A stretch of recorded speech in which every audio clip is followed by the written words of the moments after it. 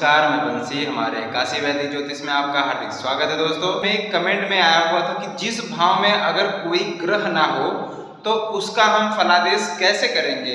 तो दोस्तों, आज हम उसी को बताने के लिए आए हुए हैं कि जिस भाव में कोई भी ग्रह ना बैठा हो तो उसका विवेचन हम कैसे करेंगे। दोस्तों, वीडियो के माध्यम से समझते हैं कि हम उसका विवेचन कैसे करेंगे।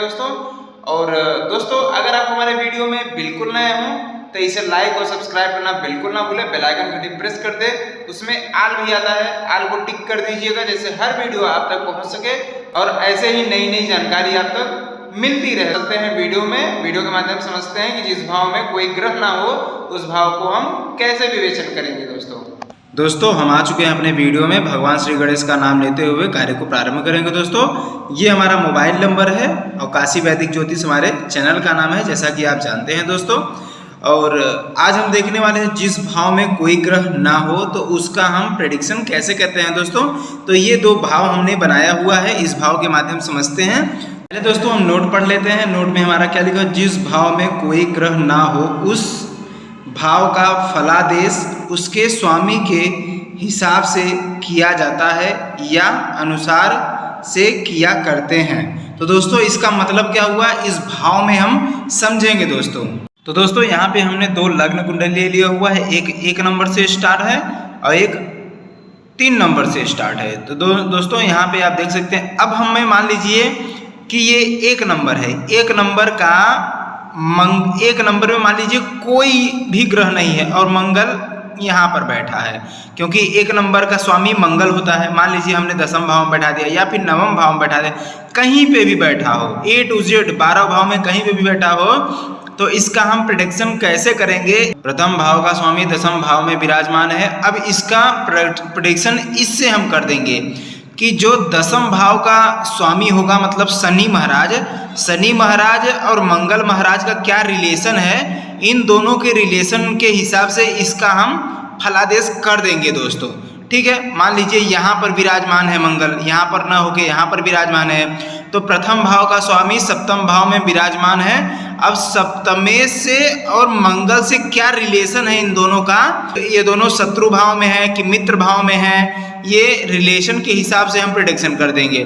ठीक है, या फिर देखिए दूसरे चार्ट में भी देख लीजिए। ये जरूरी नहीं है कि ये प्रथम 1 नंबर से स्टार्ट है तभी, नहीं, ये किसी नंबर से भी स्टार्ट हो सकता है। 3 नंबर से स्टार्ट है, 4 नंबर से, 5 नंबर से, किसी नंबर से भी स्टार्ट हो।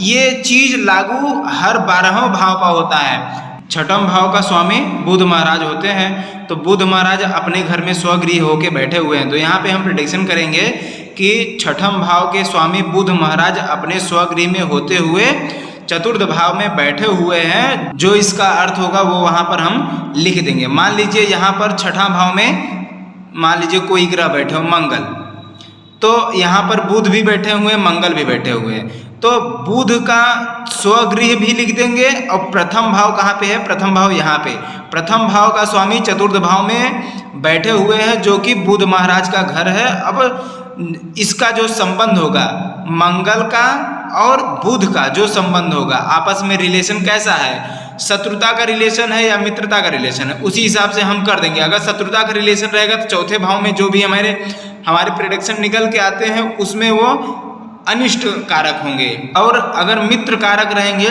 तो अच्छे संबंध बनाने के कारण यहाँ पे शुभ कारक होंगे। ठीक है दोस्तों, पिछले वीडियो में मैंने आपको सबका स्वामी बता दिया हुआ था, इसीलिए मैं बोला था कि ये बहुत इंपॉर्टेंट है, इसको आप याद कर लीजिए। दोस्तों आपको बता दूं, चतुर्थ भाव के स्वामी चंद्र महाराज हैं, 5वें भाव के स्वामी सूर्य महाराज हैं, और 6ठम भाव के बुध महाराज हैं, 7वें भाव के शुक्र महाराज हैं, 8वें भाव के मंगल महाराज हैं, 10वें भाव के शनि महाराज हैं, 11वें भाव के शनि महाराज हैं और 12वें भाव के गुरु महाराज हैं।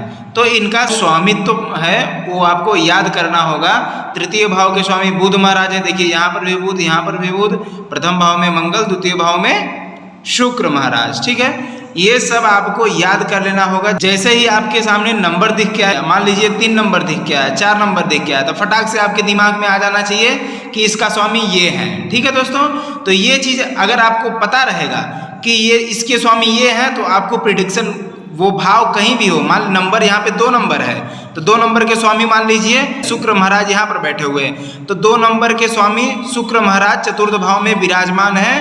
अब चतुर्थ भाव और शुक्र महाराज आपस में क्या रिलेशन रखते हैं, मतलब चतुर्थ भाव का स्वामी जो है चंद्र महाराज, इनसे और शुक्र महाराज से क्या रिलेशन है, अच्छे संबंध है कि खराब संबंध है, उसके हिसाब से इसका प्रेडिक्शन हो जाएगा दोस्तों। तो दोस्तों उम्मीद है कि आपको समझ में आ गया होगा कि जिस भाव में कोई भी ग्रह ना बैठा हो उसका प्रेडिक्शन कैसे किया जाता है। मान लीजिए प्रथम भाव का स्वामी छठे भाव में बैठा हुआ है, ठीक है, तो छठा भाव मतलब बुध महाराज, बुध महाराज और जो है प्रथम भाव मंगल से क्या संबंध है आपस में। अगर अच्छे रिलेशन है तो अच्छा रिजल्ट निकलेगा, अगर रिलेशन नहीं सही है तो रिजल्ट सही नहीं देंगे दोस्तों।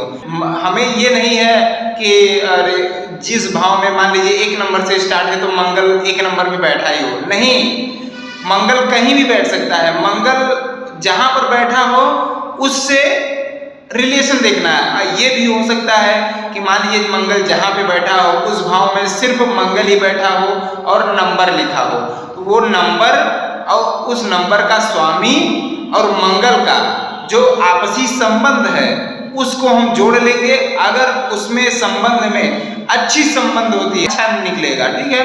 अगर रिजल्ट खराब है, अगर संबंध खराब है, खराब हो जाएगा दोस्तों।